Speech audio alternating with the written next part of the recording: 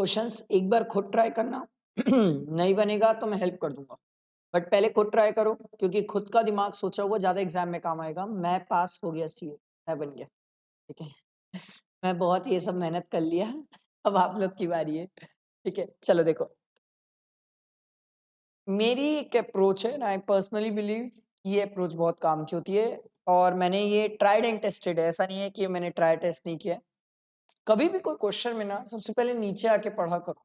पता है एक ना तरीका होता है एंड इट वर्क्स। मुझे बाकी सब्जेक्ट्स का तो नहीं पता, इनकम टैक्स एंड जीएसटी में इट वर्क्स, क्योंकि इनकम टैक्स में तो definitely it works and GST में भी। कभी भी जब हम क्वेश्चन में नीचे आके पढ़ते हैं ना कि हमें चाहिए क्या क्वेश्चन में, तो हमारा दिमाग ना उससे रिलेटेड चीजें सोचना स्टार्ट करता है। मैं आपको एक छोटा सा एग्जांपल देता हूँ। जैसे ये क्वेश्चन है, देखो, you are required to determine the rate of GST applicable on the supply of printed books by Satyamev printers, assuming that the rate of GST applicable on services is 18%, where the rate of GST applicable on the supply of goods is 12%. मेरे को एक चीज clear हो गई है sir, ये ना printing वाला काम है और मैं ना प्रिंटिंग वाले काम से रिलेटेड पढ़ के आया था सर कि सर अगर मैं कंटेंट प्रोवाइड कर रहा हूँ, वो सिर्फ प्रिंट करके दे रहा है, तो वो सप्लाई ऑफ सर्विस होती थी। पर सर कंटेंट भी उसका, प्रिंटिंग भी उसकी, सब कुछ उसका, तो वो सप्लाई ऑफ गुड्स होता था सर। तो जब मैंने ये पढ़ा ना तो मेरे दिमाग में ये वाला कंसेप्ट क्लिक किया। अब ऐसा नहीं है आप ऊपर से क्वेश्चन पढ़ के नीचे तक नहीं आ सकते, ऐसा कुछ नहीं है। बट होता क्या है, जब आप ऊपर से पढ़ते हो तो आपका दिमाग हमेशा डायलेमा में होता है कि मुझे सोचना क्या है। और जब आप नीचे से पढ़ना स्टार्ट करते हो ना, क्वेश्चन पहले पढ़ लिए, तो आपका दिमाग को क्रिस्टल क्लैरिटी आप दे दियो, ए भाई सुन, तू ना पूरे जीएसटी में जहां जहां सप्लाई और प्रिंटिंग वाला पढ़ा है ना सर, तू वही सोच, उसके अलावा कुछ और मत सोच। इससे जो थॉट प्रोसेस होता है ना, वो काफी क्लियर होता है। मेरे को तो ये तरीका बहुत जमता है, दिमाग में क्रिस्टल क्लैरिटी बैठती है। और एग्जाम में क्या होता है, अभी तो चलो हम आराम से बैठे हैं, एग्जाम में तो बहुत पीयर प्रेशर होता है ना सर। उस टाइम हमारे दिमाग में सब कुछ चलता है, जीएसटी चल रहा है, कस्टम चल रहा है, सब चल रहा है, तो उस टाइम बहुत प्रेशर होता है। तो जितना प्रिसाइज क्लैरिटी प्रोवाइड करोगे दिमाग को, उतना ज्यादा चांसेस है कि आपके आंसर्स उतने एक्यूरेट और क्वालिटी के होते हैं। ये क्वालिटी के आंसर ऐसे ही डेवलप होते हैं। इसीलिए कभी भी याद रखना, पहले ट्राई करो, नीचे क्वेश्चंस में पढ़ लो, ठीक। तो देखो, सत्यमेव printer is a printing house registered under GST, ठीक है भाई। It receives an order for printing of 5,000 copies of a book on yoga and meditation, authored by a well-known yoga guru, ठीक है भाई। आपको पसंद तो रामदेव बाबा भी ले सकते हो। The content of the book is provided by the yoga गुरु। तो कंटेंट किसका है? योगा गुरु का। उसने बुक्स प्रिंटिंग का ऑर्डर दिया, ठीक है। तो Satyamev printers, it is agreed that Satyamev printer will use its own paper to print the set book. Paper वो खुद का यूज करेगा, बट कंटेंट मेरा रहेगा सर, कंटेंट मेरा रहेगा। तो सर जहां पर वो अपना कंटेंट मतलब कंटेंट मैं प्रोवाइड कर रहा हूँ, सिर्फ पेपर वो अपना यूज कर रहा है, प्रिंट करके दे रहा है मुझे, कंटेंट बट मेरा है। याद रखना, कंटेंट मेरा है सर। तो उस केस में क्या लगता है, ये सप्लाई ऑफ गुड्स होगा कि सप्लाई ऑफ सर्विस होगा? सर्विस। गुड्स क्यों नहीं सर?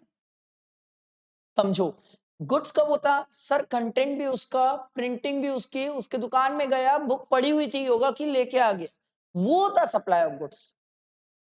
सर यहाँ तो कंटेंट मैं दे रहा हूँ ना, आप समझो ना, मैं भी तो अपनी बुक्स प्रिंट कराता हूँ, अभी तो कंटेंट तो मैं ही दूंगा ना, वो कहां से लाएगा कंटेंट? वो कहां से लाएगा कंटेंट? आ रही है बात समझ? क्लियर हुआ? तो ये सिंपल एकदम सप्लाई ऑफ सर्विस है सर, क्योंकि कंटेंट मेरा है, वो तो सिर्फ प्रिंट करके दे रहा है। आया? क्लियर हुआ? आगे बढ़ते हैं, बढ़ सकता हूँ ना आगे? अगला देखो, examine whether the disposal of computer by the Sudama associates qualify as deem supply under schedule 1। ये पूछ रहा है, बताओ भाई क्या ये डीम सप्लाई की कैटेगरी में? अब देखो, पढ़ने से क्रिस्टल क्लैरिटी मेरे दिमाग में, अब मेरा दिमाग ना सिर्फ वो शेड्यूल 1 के 4 ट्रांजैक्शन सोच रहा है और कुछ चल ही नहीं रहा है मेरे दिमाग में।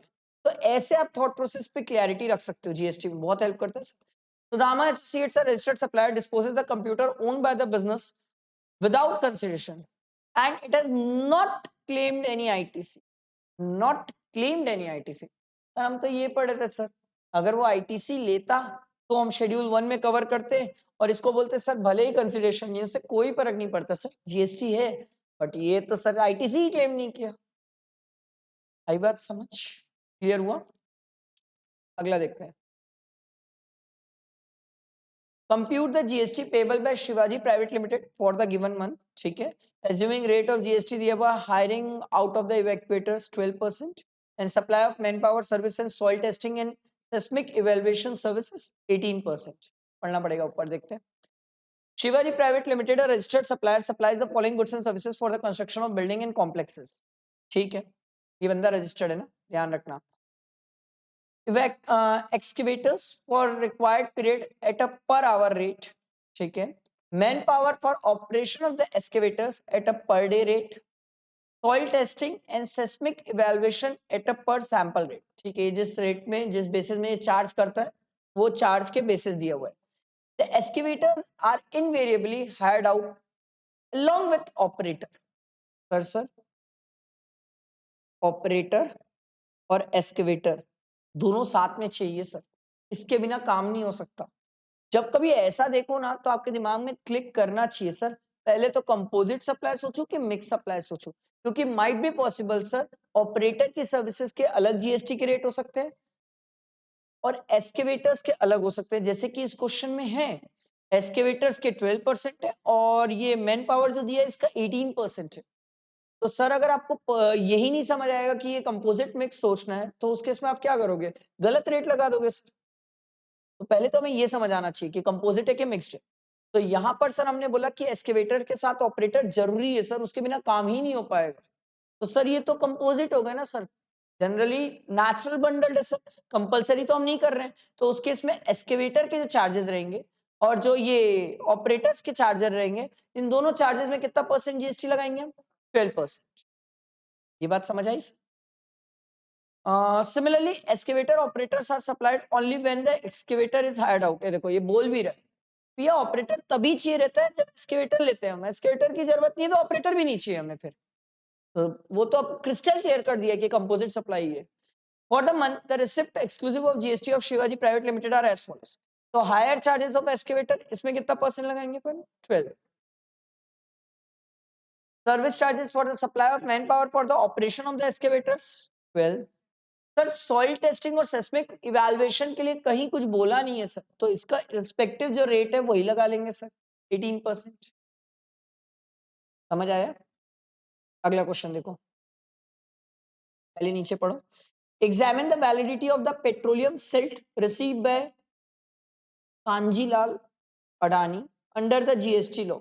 सर पेट्रोलियम सिल्ट के लिए तो हमने एक सर्कुलर पढ़ा था सर, और हमने सर्कुलर में ये बोला था सर कि जो पेट्रोलियम सिल्ट होता है, जो हमें कंपनसेशन में मिलता है, उस पे जीएसटी नहीं होता सर, उस पे नहीं होता।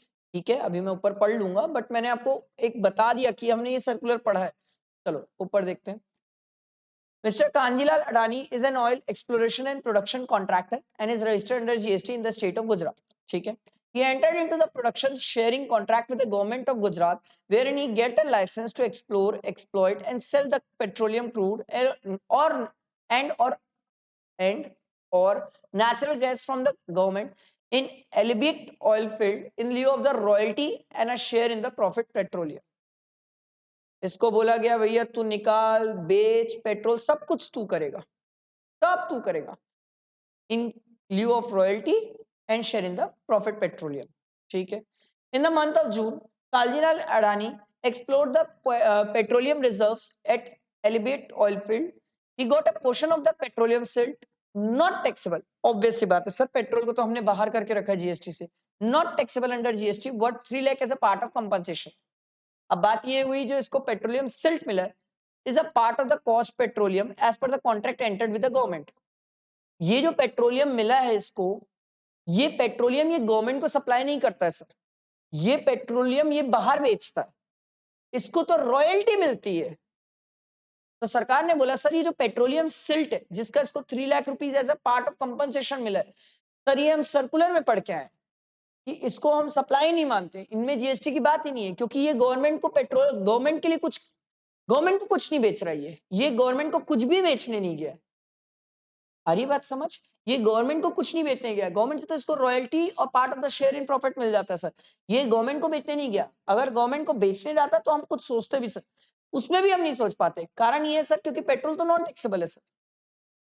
हरी बात समझ, दोनों तरीके से बाहर ही होता। बट इन्होंने क्रिस्टल क्लियर किया था एक सर्कुलर के थ्रू कि पेट्रोलियम सिल्ट जो होता है वो बाहर होता है, इस पे जीएसटी की कोई बात ही नहीं है सर। आई बात समझ? अगला देखो, whether the view taken by Angad private limited is correct. देखते हैं, Angad private limited is engage in the business of distribution of construction material. As an incentive, Angad Private Limited pays an amount of 75,000 to its employee upon achieving a specified sales target. Incentive is a part of the salary जिसपे TDS भी कटा है income tax के हिसाब से। तो sir हम तो शेड्यूल 3 पढ़ते हैं और शेड्यूल 3 ये बोलता है सर अगर एम्प्लॉयर एम्प्लॉय का रिलेशन है तो आप जीएसटी की बात ही कहाँ कर रहे हो। तो ये इंसेंटिव तो as a part of salary दे रहे हो सर, ऐसा तो नहीं है अलग से कोई कॉन्ट्रैक्ट है अलग से कुछ है। तो as a part of salary है तो शेड्यूल 3 में कवर्ड है, तो जीएसटी की बात ही नहीं होगी इस इंसेंटिव पे। समझ आया? You are required to examine whether the view taken by the XYZ consultant is valid in law. It may be noted that BA Limited is not ready to pay any further amount to XYZ consultant in addition to the amount already agreed. देख लेते भाई किस चीज की लड़ाई है। XYZ Consultancy registered in Bangalore supplies technical consultancy services to its client. It has been providing technical services to BA Limited, Mumbai since past 2 years. ठीक है। Consideration is settled by BA Limited assignment wise. ठीक है। BA Limited paid 37 lakh to XYZ Consultancy on 10 January for XYZ Consultancy agreeing not to provide similar technical services to any other business entity. Sir, Schedule 2 sir. Agreeing to refrain from an act.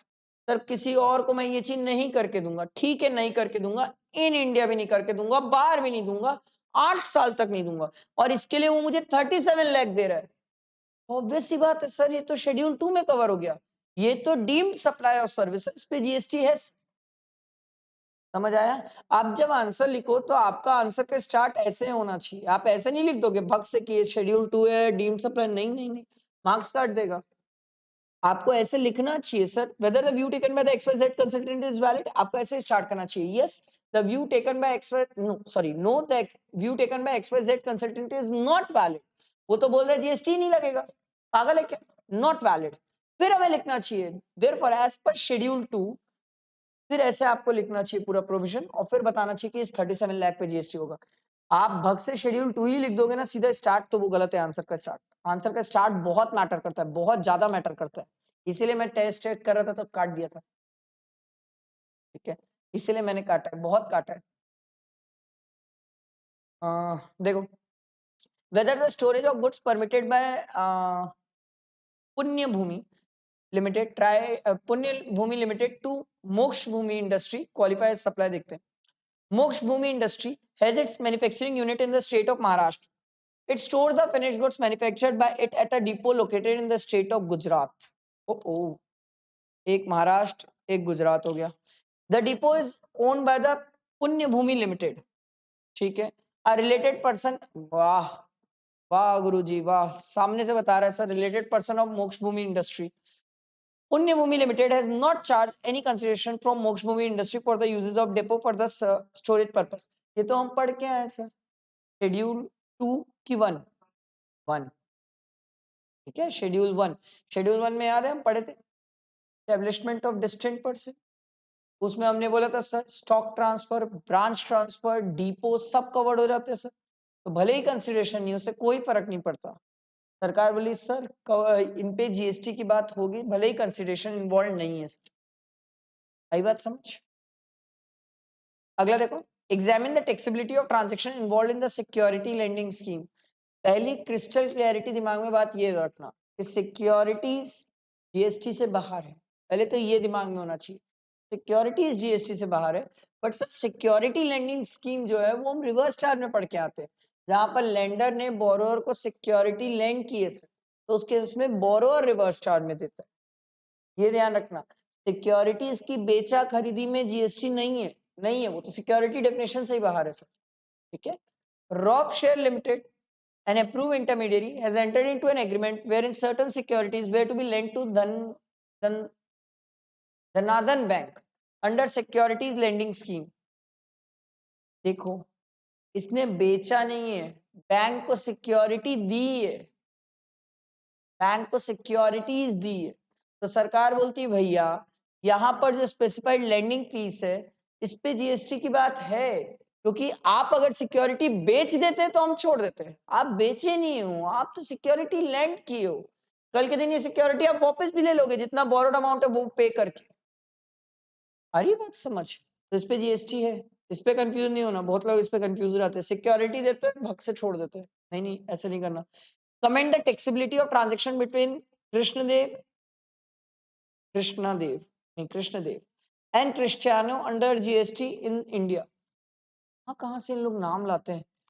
Krishnadeva is a trader based in India. Ramakrishna brother of Krishnadev is located in China. China में भाई, मेरे को इससे कोई फर्क नहीं पड़ता China में भाई। मेरे को अगर इसका भाई है ना, तो पहले ये चेक करना पड़ेगा होली और मेनली डिपेंडेंट है कि नहीं। नहीं तो फिर इंपोर्ट और सर्विस पे जीएसटी नहीं है सर, और कंसिडरेशन हुआ तो फिर देखूंगा ही नहीं। ठीक है। Is located in China, is also engage in the business of trading of goods. Krishnadev places an order with Ramakrishna for procurement of certain goods from local market in China. ठीक है, क्या बात हुई, समझ आया? Krishnadev places an order with Ramakrishna for procurement of certain goods from local market in China. Before the shipment of the goods from China to India, Krishnadev sold such goods to Cristiano. एक तरफ भगवान का नाम चल रहा है, अचानक से क्रिस्टियानो डाल देते हैं। A trader located in Brazil. क्या हुआ, कहानी समझ आई?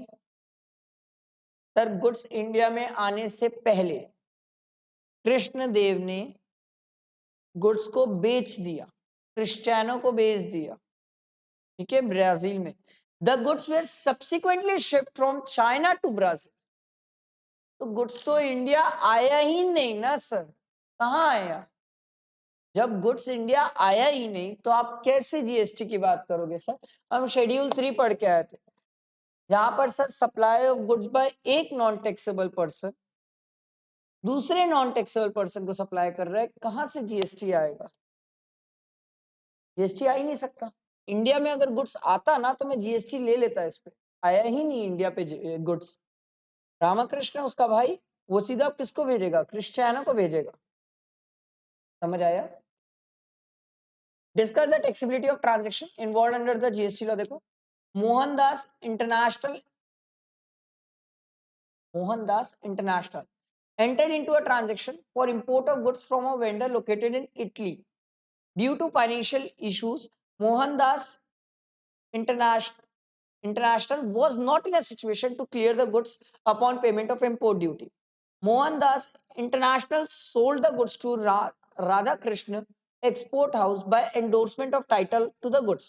उसने बेच दिया गुड्स को राधा कृष्ण को। ठीक है, where the goods were in high seas, रस्ते में है गुड्स।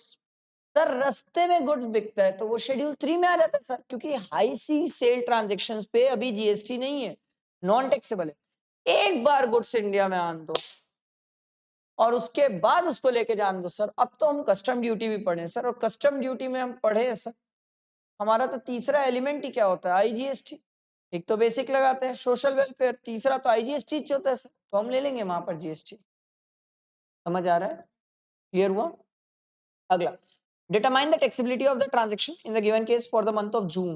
देखो, Mr. Happy has a huge residential property located at a prime location in Mumbai, Maharashtra. He has let out first and second floor to Mr. Peace for residential purpose in April. अरे बाप रे sir, ये तो आपका exemption chapter चलेगा। और exemption chapter याद है, एग्जेम्पशन रिवर्स चार्ज सब चलेगा। एग्जेम्पशन चैप्टर में हमने ये पढ़ा था सर कि renting of residential dwelling for the use of residence exempt होता है। Renting of residential dwelling for the use of residence exempt होता है सर। ठीक है, mister P surrender is tenancy right to mister सिरेनी for a tenancy premium of 10 lakh on 1st June. Sir, tenancy right पे GST है sir, ये हम पढ़ के आए। टेनेंसी राइट पे जीएसटी है, आप इसको पगड़ी बोल लो, टेनेंसी राइट बोल लो, जो बोलना है बोल लो, इस पे जीएसटी है। Mister scenery has also paid the applicable stamp duty and registration. इससे फर्क नहीं पड़ता, आप स्टैम्प ड्यूटी रजिस्ट्रेशन चार्ज पे किए, इससे कोई फर्क नहीं पड़ता। सरकार बोली हम तो जीएसटी चार्ज करेंगे sir. Moreover scenery has applied for a monthly rent of 1 lakh to mister Happy unregistered under GST from June.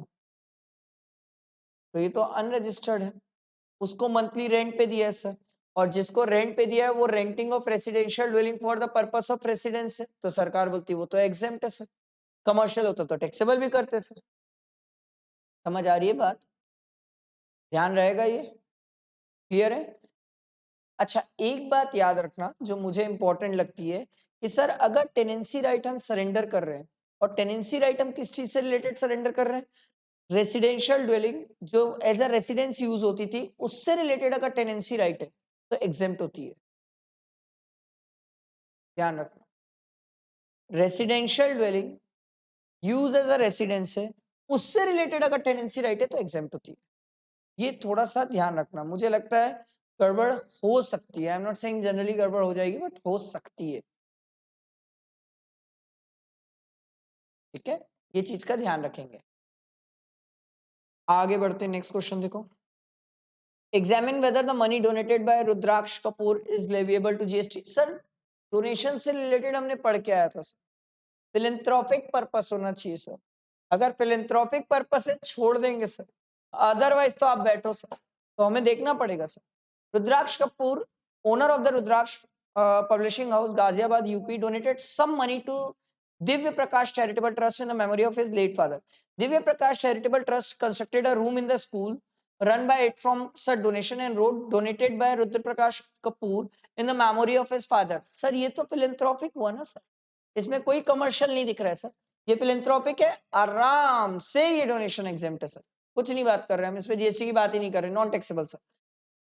In the above question, if Divya Prakash Charitable Trust has written on the door of the room constructed for the money donated by Rudra Prakash Kapoor in the school run by it, donated by Rudra Prakash Publishing House, Ghaziabad, UP, was, ये देखो अपना नाम डाल दिया है sir, form का नाम डाल दिया है, सरकार बोली इस पे जीएसटी, इसे सप्लाई मानेंगे और जीएसटी। अच्छा याद रखना, पापा के नाम था तो नॉन टैक्सेबल था, एग्जाम नहीं है, नॉन टैक्सेबल है, एग्जाम नहीं, नॉन टैक्सेबल है, ये ध्यान रखना, नॉन टैक्सेबल है। ठीक है, अगला देखो, पहले नीचे आगे पढ़ते हैं, आता क्या है।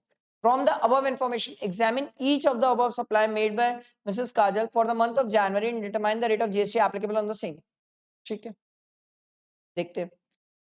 Mrs. Kajal, a registered supplier of Jaipur, Rajasthan, has made the following supplies in the month of January। ठीक है, supply of a laptop along with the laptop bag to a customer of Mumbai for 55,000। वो आपसे जानना चाहते हैं sir laptop के साथ laptop bag दिया, क्या ये कंपोजिट है कि मिक्स्ड है? कंपोजिट है सर, क्योंकि लैपटॉप के साथ लैपटॉप बैग बहुत कॉमन है, पूरे मार्केट में लोग यही कर रहे हैं सर, तो ये कंपोजिट है, तो दोनों का अलग अलग रेट दिया होगा। हाँ, कंपोजिट है तो कितना लगेगा? 18%। मिक्स्ड होता तो कितना लगता? 28%। अगला है supply of 10,000 kits at 50 rupees each amounted to rupees 5 lakh exclusive of GST to Ram fancy store in Kota Rajasthan. Each kit consist of 1 hair oil, 1 beauty soap and 1 hair comb. Sir क्या ये मिक्स सप्लाई हो जाएगा? यस, तो उसके इसमें highest rate लगेगा, देखना पड़ेगा। ये रहा सर 28% लगेगा हाईएस्ट रेट। आगे बढ़ते हैं। 100 kits are given as a free gift to Jaipur customer, all unrelated, on the occasion of Mrs. Kajal's birthday। Each kit consists of 1 hair oil, 1 beauty soap। Cost of each kit is 35। Input credit has not been taken on the goods contained in the kit। क्या करें भाई इसका? कुछ तो करना पड़ेगा, क्या करें?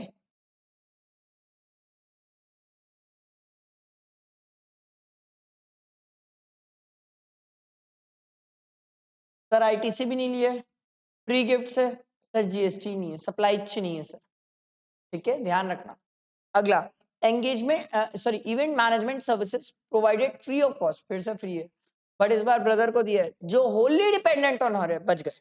होली डिपेंडेंट ऑन हर है मतलब सर क्या ये रिलेटेड में कवर्ड है? हाँ हाँ, ये रिलेटेड में कवर्ड है। For his son's marriage function in Indore Madhya Pradesh, cost of providing set services is 80,000। भले फ्री में हो, कोई फर्क नहीं पड़ता।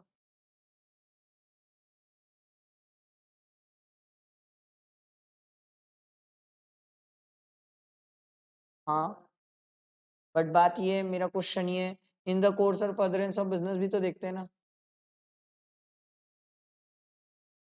तो यहाँ देखूं कि नहीं देखूं? नहीं देखते हैं यहाँ पर, वो तो इम्पोर्ट ऑफ सर्विस में देखते हैं। ये इम्पोर्ट कहाँ है? ये इम्पोर्ट कहाँ है सर? ये तो अपने भाई से सर्विस लिया है, ठीक है भाई डिपेंडेंट है, रिलेटेड में कवर हो गया। इम्पोर्ट थोड़ी के सर, इम्पोर्ट होता तो in the course of furtherance देखता सर, दिमाग लगाता। ये तो इम्पोर्ट वाली बात ही नहीं है सर। तो ये सप्लाई है कि नहीं है ना सर? क्यों नहीं होगा? क्यों नहीं होगा? ये बिल्कुल सप्लाई है सर। इसका भी अलग अलग रेट दिया हुआ है क्या? नहीं नहीं, एक ही रेट दिया ना, 5% दिया है, और कोई तो रेट ही नहीं है। अगला देखो, 1400 chairs and 100 coolers hired out to a function garden. अच्छा, Ajmer, Rajasthan for 3,30,000, including cost of transporting the chair and the cooler from Mrs. Kajal's godown at Jaipur to function garden, Ajmer. Since Mrs. Kajal is not a GTA, ये GTA नहीं है, तो ये छोटी मोटी transporter होगी, तो इसकी ट्रांसपोर्टेशन जो सर्विसेज है वो एग्जेम्प्ट है, फाइन। तो अब आपसे यही जानना चाह रहे हैं सर, जो चेयर्स और कूलर्स जो हायर में लिए, अपन किराए पे लिए, उन पे जीएसटी कितना परसेंट लगेगा? 12%, क्योंकि ये तो एग्जेम्प्ट है, ये तो लगा ही नहीं सकते आप। समझ आया? देखो, examine whether Dhruv Kumar can be considered as an agent of Chandragupta Maurya. बाप रे, क्या नाम लाते हैं यार इन लोग। Under para 3 of the schedule 1, आदमी एग्जाम में भगवान सब कुछ तो याद कर चुका। चंद्रगुप्त मौर्य, ऊपर भगवान भी थे हमारे, कृष्ण जी थे, सब तो हमने पढ़ चुका है। आगे है ना, ये देखो कृष्ण जी, रामकृष्ण, सब तो डाल दिए। भगवान क्रिस्टियानो डाल दिया, भगवान क्रिस्टियानो तक पहुंच गए भाई। क्या हो रहा है यहाँ पर? चलो, इंस्टीट्यूट नाम ढूंढ ढूंढ के ला रही है, कहाँ से ला रही है राम मालिक। Chandragupta Maurya is an artist who makes contemporary paintings. He is registered in the state of Kolkata. Chandragupta Maurya appoints Dhruv Kumar to auction his painting in Maharashtra. Dhruv Kumar arranges for the auction and identify the potential bidder. मतलब practically ये वाले agent जैसा काम कर रहा है sir. The highest bid is accepted and the painting is sold to the highest bidder. The invoice for the supply of the painting is issued by the Dhruv Kumar on behalf of the Chandragupta Maurya, but in his own name. ये own name बोल दिया ना, इसलिए schedule 1 में cover हो जाएगा। चंद्रगुप्त मौर्य और ध्रुव के बीच का जो ट्रांजैक्शन है वो शेड्यूल 1 में कवर है। चलो, अभी तो हम सिर्फ सप्लाई चैप्टर पढ़ रहे। पता है आपको, एक बात समझो, एग्जाम में तो वैल्यू भी हो सकता है। ये तो सिर्फ सप्लाई पढ़ रहे हो, एग्जाम में तो वैल्यू भी हो सकता है ना। तो एग्जाम में अगर वैल्यू रहा तो याद रखना रूल, ठीक है, रूल्स याद रखना। हम रूल पढ़ के आए, रूल 27, 28, 29 सब रूल्स पढ़े ना, रूल्स ध्यान रखना। अभी यहाँ तो वैल्यू नहीं निकालना है, वहाँ एग्जाम में तो इसी ट्रांजेक्शन में वैल्यू भी डाल सकता है, तो हमें पता होना चाहिए सर, नहीं तो बड़ा वाला क्वेश्चन कैसे करोगे? कनेक्टिविटी ऐसे ही डेवलप होती है, आप पढ़ पढ़ के कनेक्टिविटी डेवलप करते हो, ठीक है। तो ये तो शेड्यूल 1 में कवर्ड है, इसे सप्लाई मानेंगे सर, इस पे जीएसटी की बातें हैं सर, भले ही कंसिडरेशन नहीं है, उससे कोई फर्क नहीं पड़ता। हम वैल्यू निकाल लेंगे, हमारे पास रूल्स है सर, उसकी टेंशन ना लो, हमारे पास रूल्स है। क्लियर हुआ सबको? बैठा है दिमाग में? ये हमारा फर्स्ट चैप्टर सप्लाई खत्म हुआ, बधाई हो।